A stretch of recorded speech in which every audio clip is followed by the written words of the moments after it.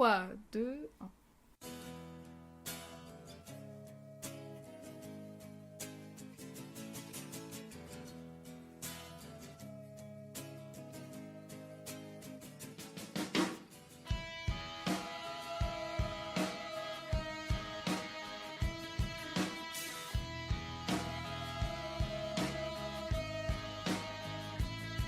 Nous avons aujourd'hui le bonheur irrationnel de vous retrouver pour le deuxième épisode des Minutes Heureuses.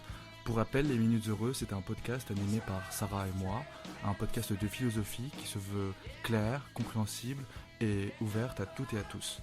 Accompagné de ma chère partenaire Sarah, donc, nous avons le plaisir d'accueillir Guillaume Dredemy, poète et philosophe et philosophe car poète.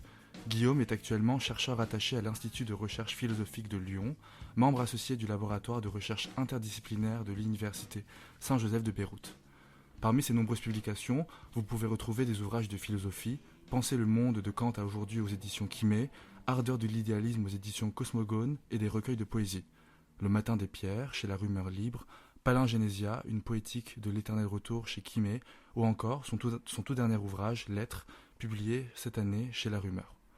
Avant de plonger dans le sujet de notre discussion aujourd'hui, l'irrationnel donc, j'aimerais prendre le temps de remercier encore une fois Guillaume pour sa présence aujourd'hui et remercier Isabelle Weiss, notre première invitée, qui a grandement contribué à l'existence même de ce deuxième épisode. Merci et commençons. Merci Mathis. Chers auditeurs, embarquez avec nous dans la noble conquête de l'irrationnel. L'irrationnel, c'est d'abord une notion énigmatique, puisque par définition, elle désigne ce qui est inaccessible par les lois de la raison. La conquête paraît non seulement ardue, et une question s'élève, pourquoi entreprendre l'impossible pour ce qui ne concerne que les fous ? En effet, l'irrationnel, c'est d'abord l'erreur de celui qui ne raisonne pas, du fou qui fait fi des règles de la logique et par là trouble l'harmonie de la société. L'irrationnel serait alors une affaire de marginaux. Pourtant, l'irrationnel est une expérience bien plus universelle qu'on ne le croit. Nous avons tous déjà été confrontés à des événements inexplicables par la seule raison. Face à la mort d'un proche, la raison est bien souvent démunie. Elle est également incapable d'expliquer la guérison miraculeuse d'un mourant grâce à la logique habituelle de cause à effet. En fait, devant le tragique ou le miracle, la raison est muette. Le mystère demeure, mais l'encre ne cesse de couler. Les écrivains, les poètes, les artistes ou scientifiques ne cessent de disserter sur la notion d'irrationnel. Par orgueil, les scientifiques cherchent à dompter l'irrationnel, à le faire entrer dans les catégories étroites de la raison. Moins vaniteux, les artistes élargissent leur perception à l'incompréhensible, sans vouloir l'expliquer, mais simplement en lui donnant une expression. Dans nos sociétés contemporaines, la question de l'irrationnel est particulièrement urgente. Ces sociétés ont fait de l'optimisation économique la loi universelle de l'organisation des sociétés. Certes, nous savons lire le monde en langage mathématique comme l'écrivait Galilée au XVIIe siècle, mais cette grille de lecture n'est pas unique. Aveuglés par l'impératif de rendement économique, nous ne percevons plus le monde que comme ce qui est utile à nos fins et passons à côté de la richesse de la réalité. La recherche de l'irrationnel, dans ce contexte-là, apparaît alors comme l'occasion d'ouvrir notre perception à la contemplation désintéressée des mystères de l'existence. Réhabiliter la part d'irrationnel de l'homme et du monde serait le moyen de rendre sa pleine humanité à l'homme, l'éveillant à ce qu'il y a de plus grand que lui. Alors, maintenant que j'ai un petit peu présenté la notion d'irrationnel, pour commencer tout simplement cette discussion, Guillaume, je vais vous poser une question qui posera les fondements de ce qui va suivre. Comment définirez-vous tout simplement l'irrationnel ? Tout d'abord, merci à vous pour votre invitation. Très heureux de participer à votre émission. Et puis encore merci à Isabelle qui nous a mis en contact. Alors, comme vous l'avez dit, l'irrationnel apparaît d'abord comme l'erreur, comme la folie, comme l'incompréhensible et comme l'inexplicable. Et donc, généralement, on va l'approcher d'une manière à la fois prudente et puis par naïveté, ou en tous les cas par simplicité. On va presque le repousser, s'en tenir à distance. Dès qu'on va vouloir l'approcher, effectivement, on va très vite se rendre compte qu'en cherchant à l'expliquer, lorsque la raison va chercher à l'expliquer, le risque sera de perdre en fait ce qui en fait la spécificité. L'irrationnel, je dirais donc dans une première définition qui est bien sûr une première approche, qu'il représente un défi pour la raison, un défi qui nous met face justement aux limites de notre rationalité, l'irrationnel n'est pas que l'absence de rationalité, c'est d'abord ce qui la met au défi, c'est d'abord ce qui l'interroge, donc c'est d'abord une force d'interrogation et de questionnement vis-à-vis de nos propres rationalités, et je dis bien au pluriel, nos propres rationalités. On peut tenter d'approcher l'irrationnel de plusieurs manières. D'abord, en disant que l'irrationnel, c'est ce qui va contre les exigences de la rationalité, ce qui la défie, ce qui, voire même la contredit. Mais dans ces cas-là, il faut distinguer l'irrationnel du non-rationnel, qui est d'abord ce qui lui échappe sans nécessairement contredire la rationalité. Et aussi, il faut distinguer l'irrationnel de la déraison. La déraison étant ce qui témoigne d'un effondrement de la raison, que celui-ci soit pathologique ou social, ou encore politique ou historique. Donc je dirais que l'irrationnel, pour le distinguer de manière très simple et dans une première mesure de la non-rationalité et de la déraison, c'est ce qui va aller contre les exigences de la rationalité, c'est ce qui va défier la raison, voire ce qui va la contredire. Et donc c'est ce qui va nous amener à mettre à la question la raison. Et en mettant à la question la raison, on va s'interroger sur nos propres limites, notre propre humanité, et en ce sens c'est un thème fascinant, un concept fascinant, un concept complexe qui va regrouper de manière protéiforme les émotions, les croyances, les comportements et les phénomènes qui vont donc défier notre compréhension logique et rationnelle. Merci beaucoup. Justement, dans cette référence presque à Kant et à cette fameuse citation dans la critique de la raison pure, on retrouve déjà une volonté de remettre en question la raison, la ratio, le calcul et toutes les exigences qu'elle fait peser sur nous. Et plus personnellement, j'aimerais retourner cette question vers vous. Pourquoi ce choix ? Pourquoi le choix de cette notion ? Pourquoi vouloir travailler sur cette notion dans cet épisode aujourd'hui ? Merci pour votre question. Effectivement, je pense que c'est par amour vers ce qui met en vertige et ce qui interroge nos propres certitudes, nos propres réflexes de philosophe aussi. La philosophie, elle est souvent envisagée comme ce qui nous permet de sortir, n'est-ce pas, des préjugés, nous sortir d'une certaine ignorance et nous sortir donc d'une certaine irrationalité. Et donc un cheminement vers le rationnel, vers le savoir, vers la connaissance, qui est peu ou prou assimilé par les philosophes dès l'Antiquité à ce qui est bon, à ce qui est beau et à ce qui est bien. Et sans même s'en tenir simplement à une réflexion antique et à une réflexion grecque sur la philosophie, il est clair que l'irrationnel est ce défi qui est séduisant parce que précisément, en l'abordant, on se décentre par rapport à un paysage habituel philosophique, par rapport à un paysage mental habituel. Et c'est un défi donc pour le philosophe, et pas simplement pour le philosophe, mais pour toute personne qui essaye de penser, qui essaye de réfléchir, en maintenant un souci de cohérence pour elle-même et pour le monde qui l'entoure. On essaye de se repérer comme on peut dans ce monde qui peut frôler l'absurde, qui peut frôler la déraison, le non-sens. Et donc en fait, la rationalité est rassurante parce que par ces schémas logiques, elle nous permet d'avoir des points de repère, d'avoir des rochers qui nous permettent de nous repérer dans l'océan de déraison qui nous fait face.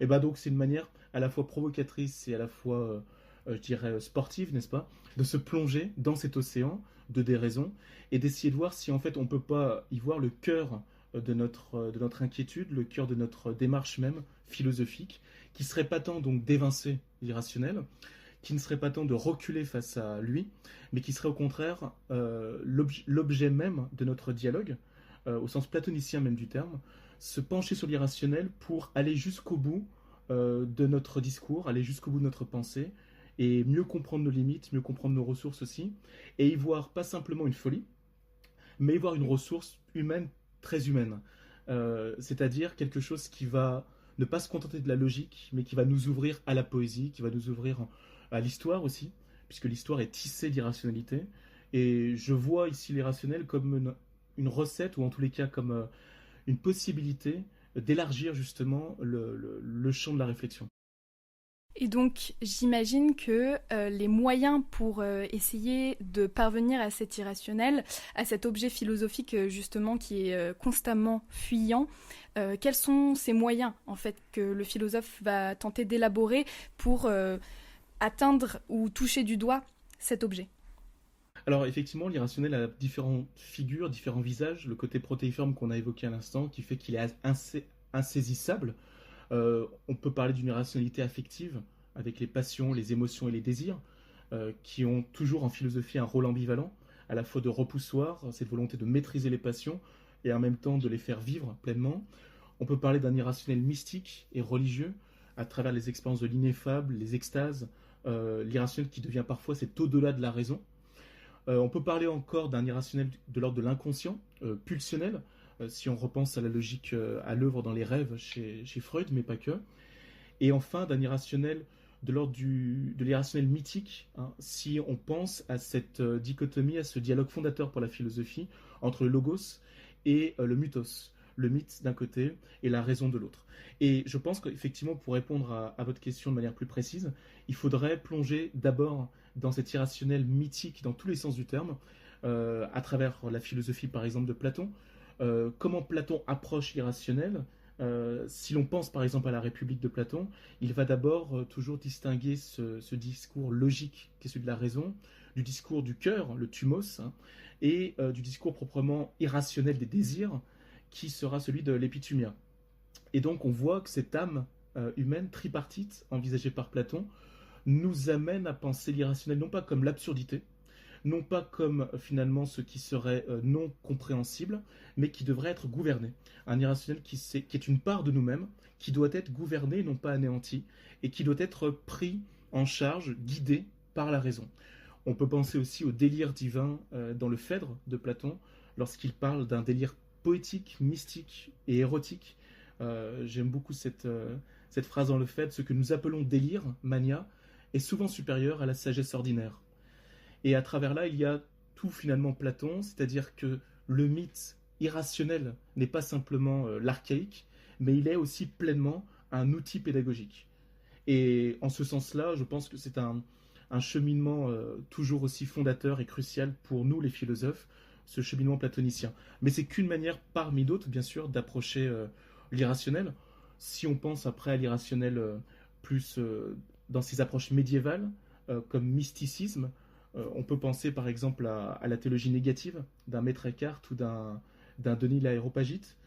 À travers ça, on voit que l'irrationnel, c'est d'abord cette expérience au-delà de la raison qui nous rapproche de Dieu, au-delà de toute discursivité, au-delà de toute logique rationnelle. Il y a cet au-delà, il y a ce Dieu, on ne sait pas trop d'ailleurs comment le nommer, peut-être qu'on ne pourra pas le nommer si on reste dans ce cas d'une théologie négative, mais il y a en tout cas une force irrationnelle qui nous dépasse, qui nous transcende, et qui est à la base donc d'une expérience extatique, ou en tous les cas religieuse, spirituelle dans tous les cas, et qui nous amène à comprendre que l'irrationnel ne peut pas être approché, mais que c'est bien plutôt lui qui nous approche, que l'irrationnel ne pourra pas être approché de manière rationnelle, que la raison a ses limites, et que, on pense évidemment à Pascal, hein, mais qu'il faudra recourir à autre chose pour avoir cette expérience du Dieu, cette expérience suprême, et que ce ne sera pas grâce à la raison, ce sera peut-être grâce au cœur, comme dit Pascal, peut-être que ce sera le silence qui nous y mènera.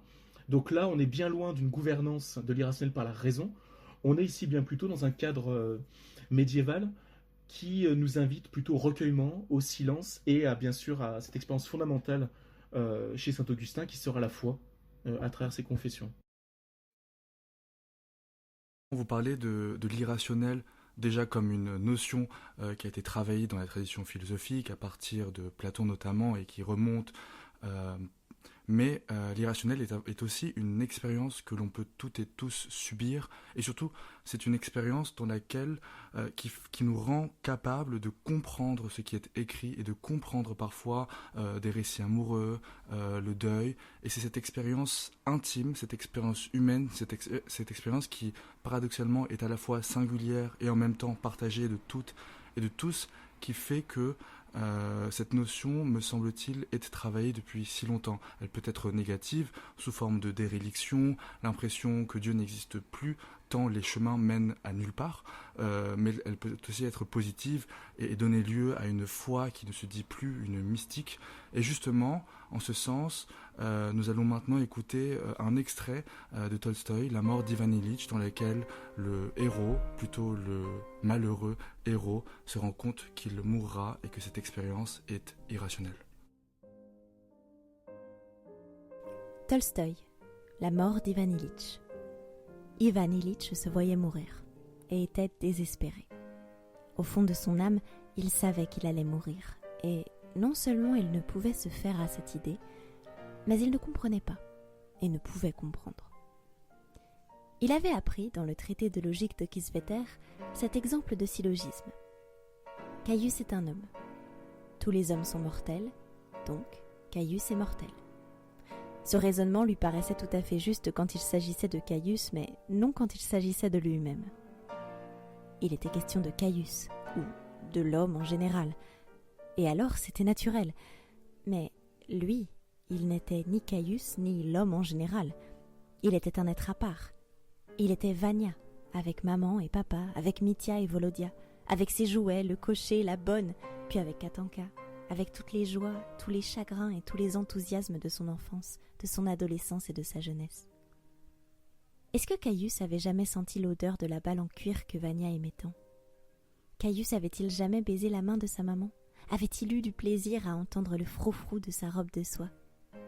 Était-ce lui qui avait fait du tapage pour des petits gâteaux à l'école ? Était-ce Caius qui avait été amoureux ? Était-ce lui qui dirigeait si magistralement les débats du tribunal ? Caius est mortel, c'est certain. Et il est naturel qu'il meure. Mais moi, Vania Ivan Ilitch, avec tous mes sentiments, toute mon intelligence, moi, c'est autre chose. Il n'est pas du tout naturel que je doive mourir. Ce serait trop affreux. Il se disait, si je devais mourir comme Caius, je l'aurais su. Une voix intérieure m'en aurait informé. Mais je n'ai jamais rien éprouvé de semblable et moi et mes amis, nous comprenions très bien qu'entre nous et Caius, il y avait une grande différence. Et maintenant, voilà ce qui arrive.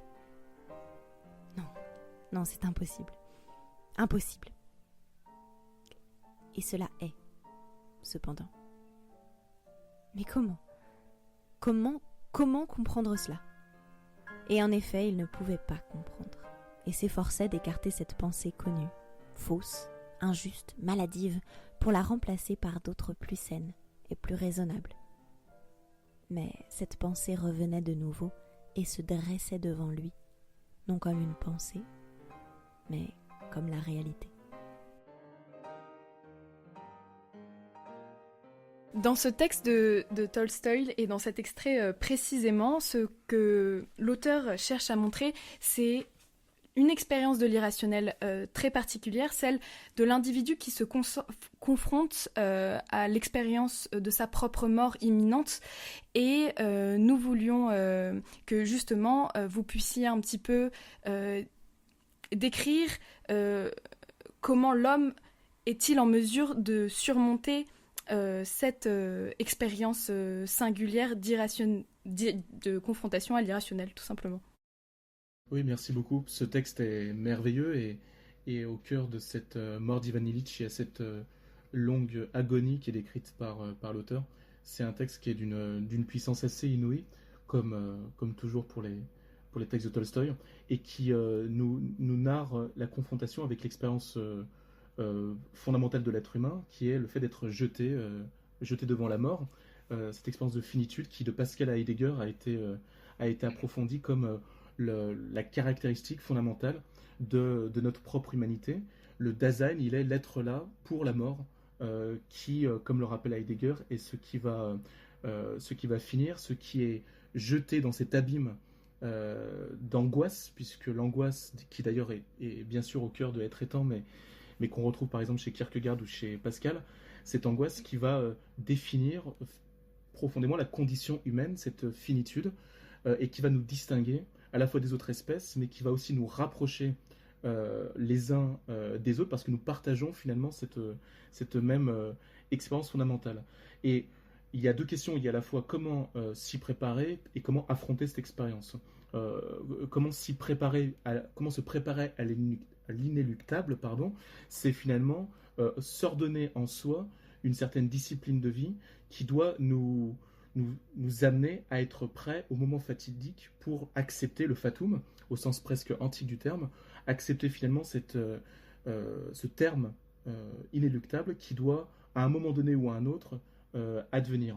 Et cette discipline de soi, qui est au cœur de la philosophie antique, ces exercices spirituels, on parlait de Saint Augustin tout à l'heure, c'est aussi le cas, C'est donc ce travail sur soi qui nous narre la philosophie comme exercice et expérience spirituelle de soi sur soi infini, puisque ce travail est toujours à refaire, toujours à reprendre, jusqu'au terme final qui arrivera à notre rencontre.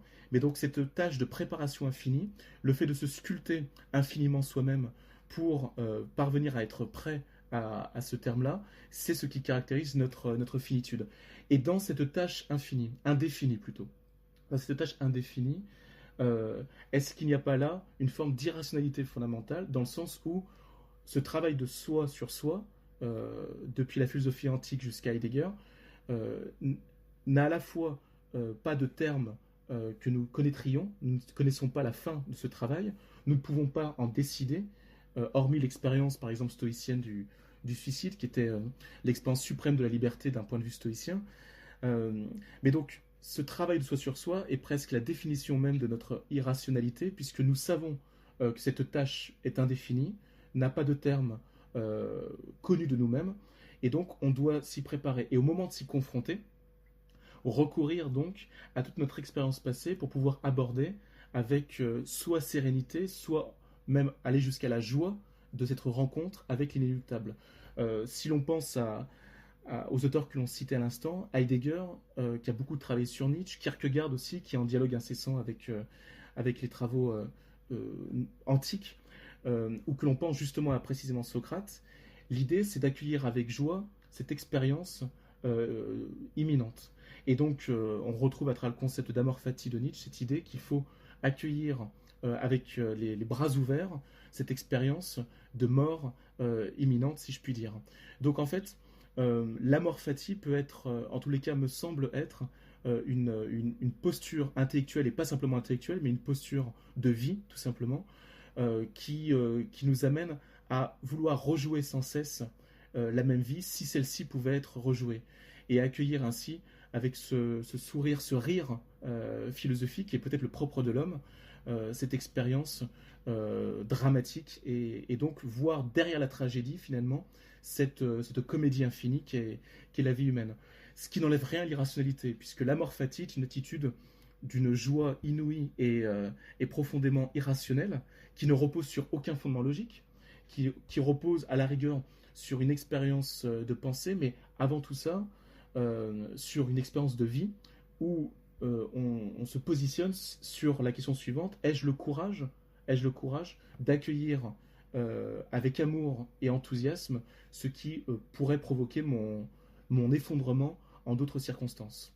Donc en fait, il me semble qu'à travers le travail antique, mystique, médiéval, voire même plus contemporain, on peut réunir ces différents travaux par un même courage, qui est celui non pas simplement de se préparer à la mort et de l'affronter, mais en fait de se préparer au sein de cette vie même à non pas à déconsidérer cette expérience finale, mais à apporter ces outils intellectuels, parmi lesquels l'amor fati, pour mieux nous y préparer.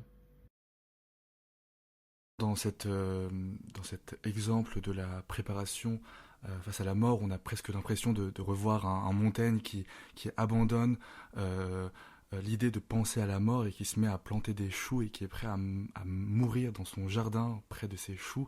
Et justement, cette discipline de soi donne presque l'impression que la philosophie, à ce moment-là, n'est plus, ou plutôt ne se contente plus d'être du côté de la théorie et de la pensée, comme s'il y avait une aporie du côté de la pensée, que la mort était l'irrationnel suprême et que face à cette absurdité, rien ne pouvait être pensé. C'est un cercle vicieux que la logique ne peut pas percer, et comme si la seule solution se retrouvait alors dans le domaine de l'action. On pense à l'amor fati, on pense aussi à une discipline, et on pense à un dépassement de la pensée par le rire.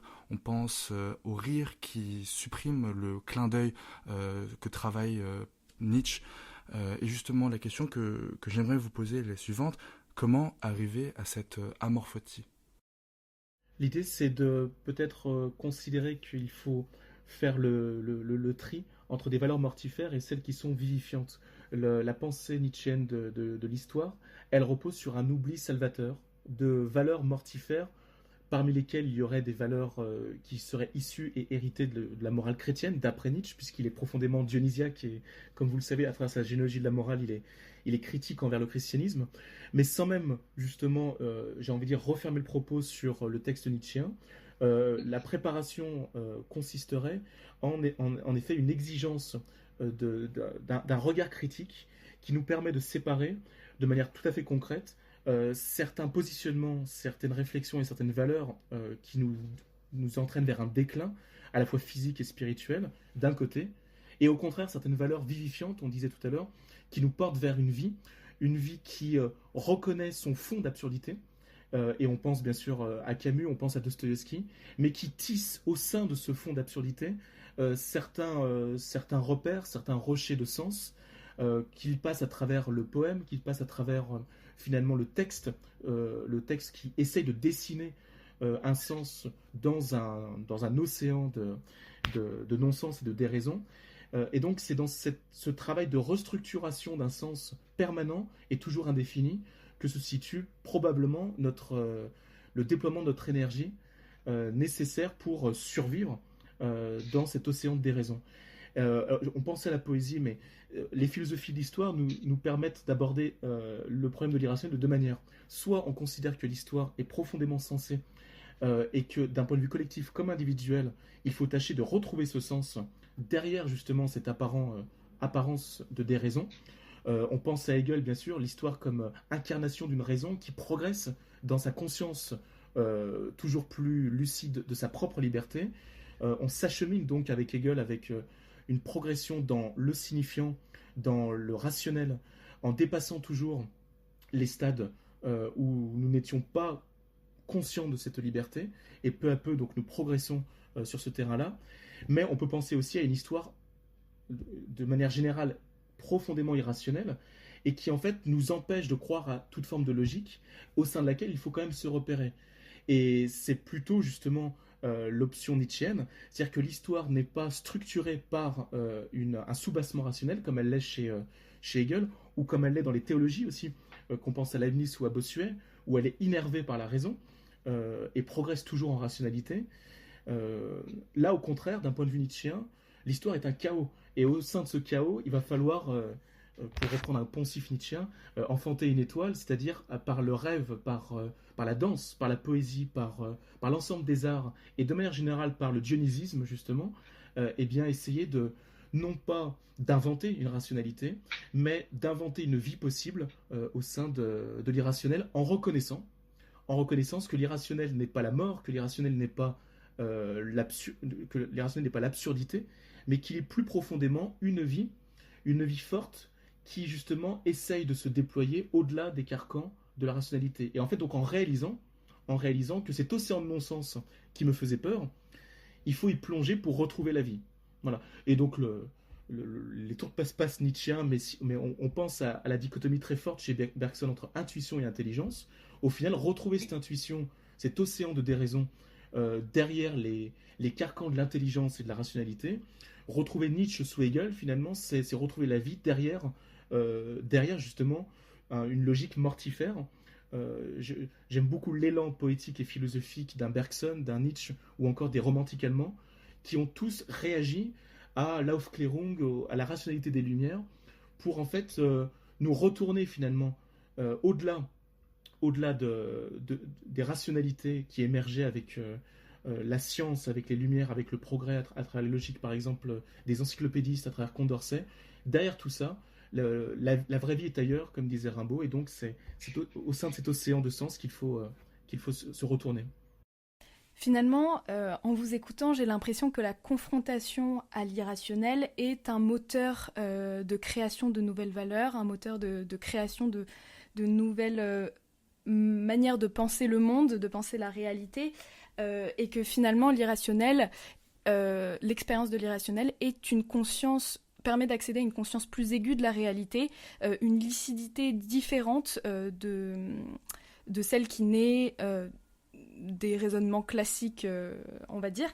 Et vous avez évoqué Bergson, et maintenant on aimerait justement écouter et partager avec vous un extrait qui nous semblait à propos. Bergson, la pensée et le mouvant, la perception du changement. Remarquons que l'artiste a toujours passé pour un idéaliste. On entend par là qu'il est moins préoccupé que nous du côté positif et matériel de la vie. Pourquoi, étant plus détaché de la réalité, arrive-t-il à y voir plus de choses ? De fait, il serait aisé de montrer que plus nous sommes préoccupés de vivre, moins nous sommes enclins à contempler, et que les nécessités de l'action tendent à limiter le champ de la vision. Avant de philosopher, il faut vivre, et la vie exige que nous nous mettions des œillères, que nous regardions non pas à droite, à gauche ou en arrière, mais droit devant nous, dans la direction où nous avons marché. Dans le champ immensément vaste de notre connaissance virtuelle, nous avons cueilli, pour en faire la connaissance actuelle, tout ce qui intéresse notre action sur les choses. Nous avons négligé le reste. Le cerveau paraît avoir été construit en vue de ce travail de sélection. C'est le cas de la perception. Auxiliaire de l'action, elle isole, dans l'ensemble de la réalité, ce qui nous intéresse. Elle nous montre moins les choses même que le parti que nous pouvons en tirer. Par avance, elle les classe. Par avance, elle les étiquette.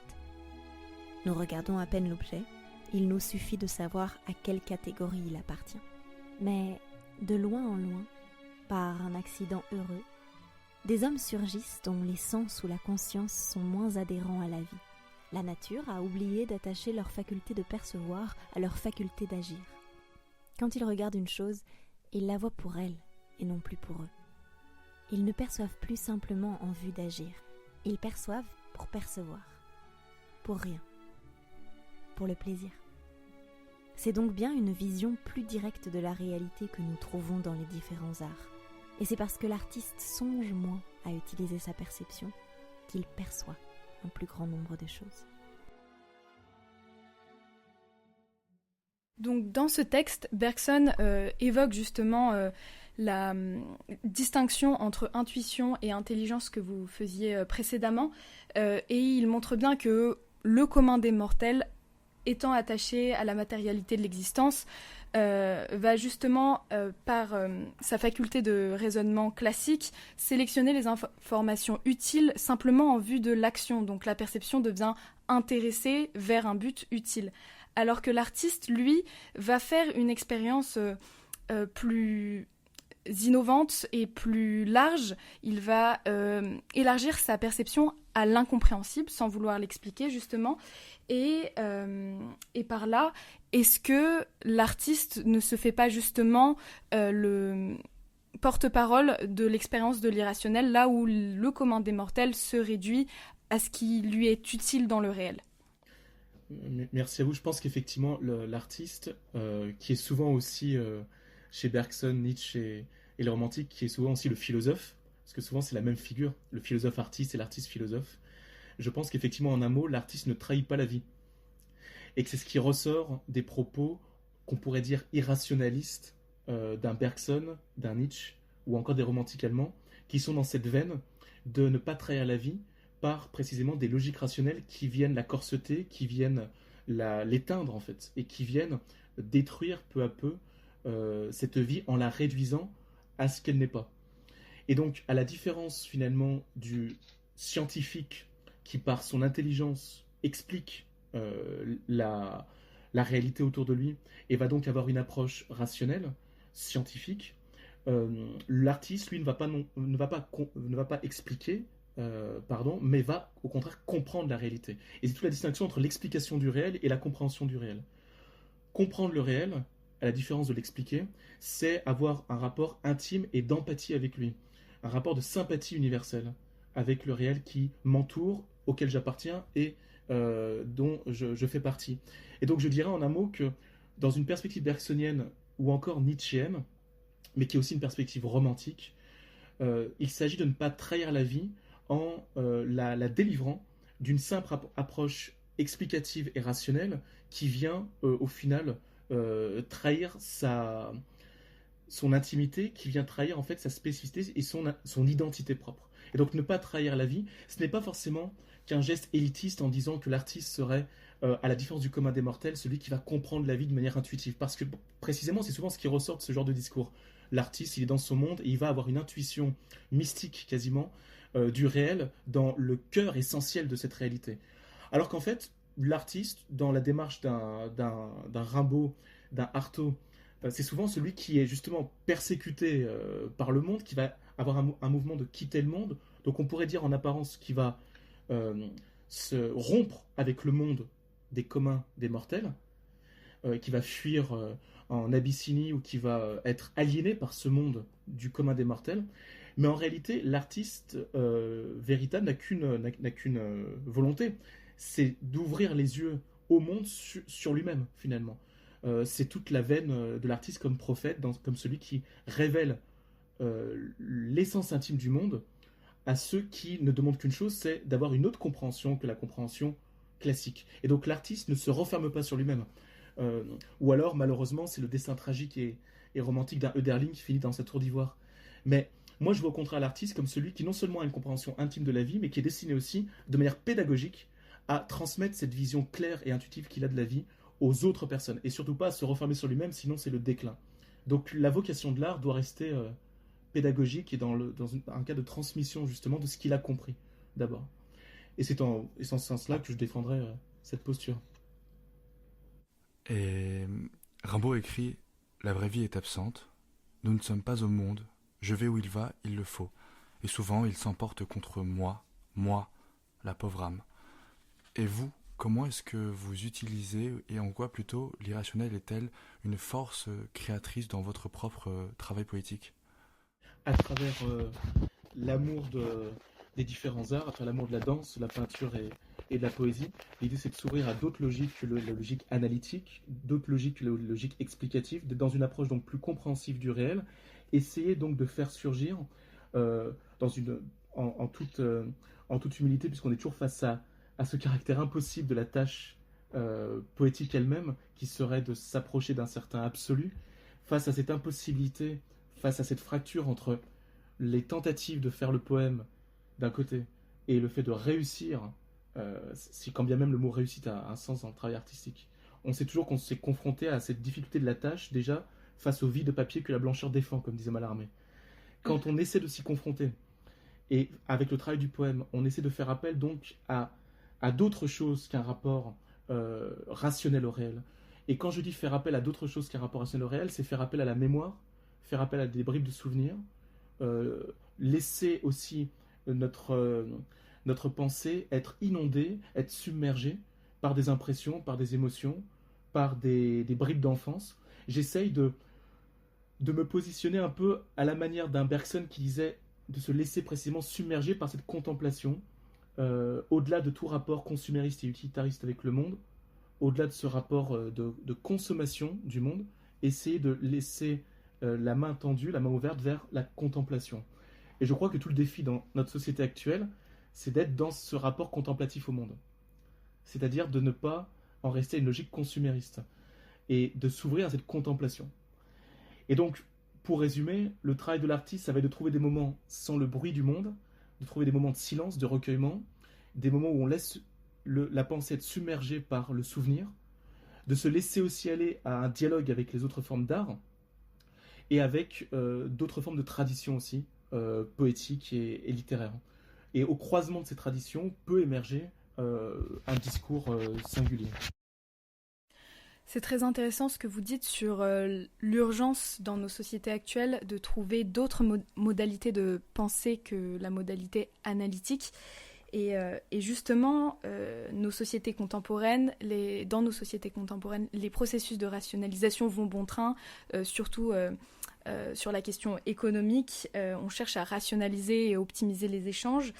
Et justement, l'irrationnel, un retour vers la notion d'irrationnel, une réhabilitation de cette notion, ne serait-ce pas une occasion justement de retrouver ces expériences plus verticales, j'ai envie de dire, à la manière dont Bergson le décrivait dans La pensée et le mouvement. Il décrivait ce mouvement de verticalité plutôt que la spatialisation horizontale du temps mathématique. Et notamment, j'ai envie de vous poser cette question à l'heure de l'intelligence artificielle où les programmations vont bon train, où on essaye de créer des algorithmes pour chaque aspect de notre société, où se situe la part de création et de spontanéité dans ce genre de société. C'est extrêmement intéressant, effectivement, ce que vous dites. Je repense en fait à Deleuze ici, quand justement il relit Bergson à la lumière de ses propres travaux. Il disait justement que l'intuition bergsonienne, c'est la possibilité de penser une force créatrice radicale. Euh, c'est une manière de s'inscrire dans la durée et non pas simplement dans le mécanisme, dans la matérialité, mais c'est une manière de s'élever, de retrouver une verticalité, comme vous disiez, vers une forme de spiritualité, dans un souci de créativité. Et cette verticalité, elle peut faire penser aussi à l'initiation. C'est-à-dire que ce qui peut aussi manquer à cette société, c'est des moments forts d'initiation, initiation à la pensée, initiation à la religion, initiation à la spiritualité. Euh, et la poésie aussi est une forme d'initiation, initiation au verbe, dans tous les sens possibles de ce terme. On pense aussi à Georges Bataille, l'irrationnel du sacré, de la transgression, quand il dénonçait la société, justement, notre société moderne rationaliste, qui vise à maîtriser, à contrôler, à réduire la vie à la production et à l'utilité, et donc qui défendait l'idée d'un sacré comme rupture, justement, avec cette logique, retrouver un sacré qui incarne précisément ce qui excède toujours, ce qui nous excède toujours, dans cette verticalité encore, ce qui nous dépasse, ce qui ne se calcule pas, ce qui ne s'utilise pas. Et donc, notre tâche en tant que philosophe et sans doute aussi en tant que poète, et toujours en tant que poète, c'est finalement de retrouver la posture d'un Hölderlin, là où croit le danger, croit aussi ce qui sauve, de retrouver ce sacré, cette part maudite, comme disait Georges Bataille, quand il écrivait que le sacré est ce qui à la fois exclut et fascine, exclu au sens de ce qui va séparer vis-à-vis de justement ces logiques utilitaires, et fasciné dans le sens où ça va nous rassembler autour d'un sacré qui peut justement nous permettre d'avoir des expériences qui vont être des expériences limites, qui vont dépasser justement l'ordre habituel, l'ordre de la logique habituelle et utilitariste, pour ne pas en fait s'effondrer mentalement et humainement. Et lui, il voyait par exemple cette transgression à travers notamment l'érotisme, à travers cette dépense improductive, à travers cette économie de l'excès. Euh, pour revenir sur ce que vous disiez à travers l'IA, c'est certain que l'IA est déjà une concurrence de l'intelligence humaine.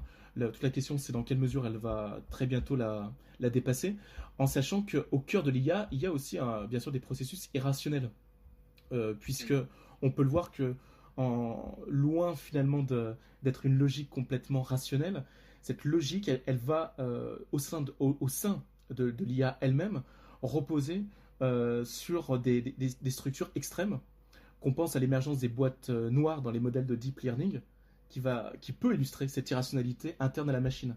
On pourrait parler d'une rationalité opaque, sans conscience, sans aucune finalité humaine.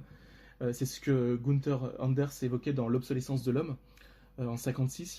Il parlait de l'inhumain hyper rationnel. L'inhumain hyper rationnel. Un monde où la technique dépasse l'homme en rationalité, mais sans rationalité au sens humain. Et donc l'IA, elle pourrait nous confronter à une forme nouvelle de l'irrationnel. C'est-à-dire non plus ce qui échappe à la raison humaine, mais ce qui va la surpasser en la vidant de son sens, précisément.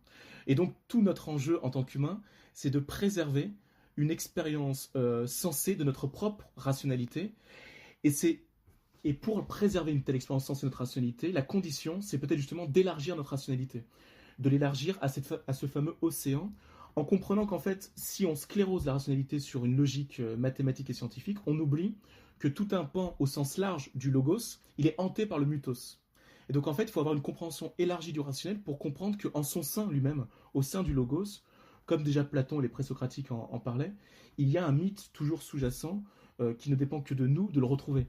Et c'est pour moi tout le travail de la poésie. Retrouver le mythe derrière le logos, peut-être même plus précisément, retrouver le mythe au cœur du logos, et donc retrouver une forme de sacré, de sacralité face au prosaïsme du monde. Ce qui est intéressant, c'est qu'au XXIe siècle, avec ce qui peut en fait par certains être interprété comme un péril, le péril de l'intelligence artificielle, l'irrationnel ne disparaît pas, et même plutôt, c'est au moment où l'irrationnel est de plus en plus menacé qu'il ressurgit. Et en ce sens, je pense aussi au retour à Tipaza d'Albert Camus, dans son œuvre L'été, qui justement montre que dans cette ambiguïté d'une société qui a laissé le rationnel prendre le dessus et qui a laissé exploser la Seconde Guerre mondiale, l'irrationnel existe toujours, un irrationnel doux, un irrationnel rêveur et un irrationnel qui évoque les vagues de Tipaza.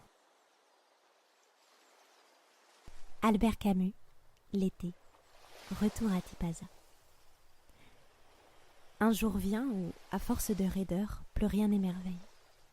Tout est connu, la vie se passe à recommencer. Je pris à nouveau la route de Tipaza. Et sous la lumière glorieuse de décembre, je retrouvais exactement ce que j'étais venu chercher et qui, malgré le temps et le monde, m'était offert, à moi seul vraiment, dans cette nature déserte. Dans cette lumière et ce silence, des années de fureur et de nuit fondaient lentement. J'écoutais en moi un bruit presque oublié, comme si mon cœur, arrêté depuis longtemps, se remettait doucement à battre. Et maintenant éveillé, je reconnaissais un à un les bruits imperceptibles dont était fait le silence. La basse continue des oiseaux, les soupirs légers et brefs de la mer au pied des rochers, la vibration des arbres, le chant aveugle des colonnes, l'effroissement des absinthes, les lézards furtifs. J'entendais cela. J'écoutais aussi les flots heureux qui montaient en moi. À midi, sur les pentes à demi sableuses et couvertes d'héliotropes, comme d'une écume qu'auraient laissée en se retirant les vagues furieuses des derniers jours, je regardais la mer, qui, à cette heure-là, se soulevait à peine d'un mouvement épuisé. Et je rassasiais les deux soifs qu'on ne peut tromper longtemps sans que l'être se dessèche. Je veux dire, aimer et admirer. Car il y a seulement de la malchance à n'être pas aimé. Il y a du malheur à ne point aimer. Nous tous aujourd'hui mourrons de ce malheur. C'est que le sang, les haines décharnent le cœur lui-même. La longue revendication de la justice épuise l'amour qui pourtant lui a donné naissance. Dans la clameur où nous vivons, l'amour est impossible et la justice ne suffit pas. C'est pourquoi l'Europe hait le jour et ne sait qu'opposer l'injustice à elle-même. Mais pour empêcher que la justice se racornisse, beau fruit orange qui ne contient qu'une pulpe amère et sèche, je redécouvrais à Tipaza qu'il fallait garder intacte en soi une fraîcheur, une source de joie, aimer le jour qui échappe à l'injustice et retourner au combat avec cette lumière conquise. Je retrouvais ici l'ancienne beauté, un ciel jeune, et je mesurais ma chance, comprenant enfin que, dans les pires années de notre folie, le souvenir de ce ciel ne m'avait jamais quitté. C'était lui qui, pour finir, m'avait empêché de désespérer. J'avais toujours su que les ruines de Tipaza étaient plus jeunes que nos chantiers ou nos décombres. Le monde y recommençait tous les jours dans une lumière toujours neuve. Oh, lumière, c'est le cri de tous les personnages placés dans le drame antique devant leur destin. Ce recours dernier était aussi le nôtre, et je le savais maintenant. Au milieu de l'hiver, j'apprenais enfin qu'il y avait en moi un été invincible. Au milieu de l'hiver, j'apprenais enfin qu'il y avait en moi un été invincible. Cette magnifique poésie d'Albert Camus nous invite à un retour sur soi. C'est ce qu'on évoquait finalement dès le début de l'entretien, sur le fait que la confrontation à l'irrationnel est d'abord un travail sur soi-même, finalement trouver les ressources nécessaires pour jeter le bon regard sur la vie, nous permettant de capter la richesse de toute la réalité, et non pas seulement avoir ce regard analytique froid qui sélectionne pour ce qui est utile. Finalement, on retrouve ce retour sur soi dans cette poésie. Maintenant, Guillaume, je voulais simplement avoir votre retour sur qu'évoque pour vous cette poésie magnifique des noces de Tipaza de Camus. Je suis très heureux de la réécouter. C'est un des auteurs qui est le plus cher à mon cœur, définitivement. C'est limpide dans tous les sens du terme, Camus. C'est-à-dire qu'il y a une évidence de son propos qui est sublime. Cet été invincible, c'est effectivement le cœur de notre propos. C'est ce qu'il faut préserver, cet été invincible. Camus a cette joie nietzschéenne en lui qu'il a toujours tenté de préserver.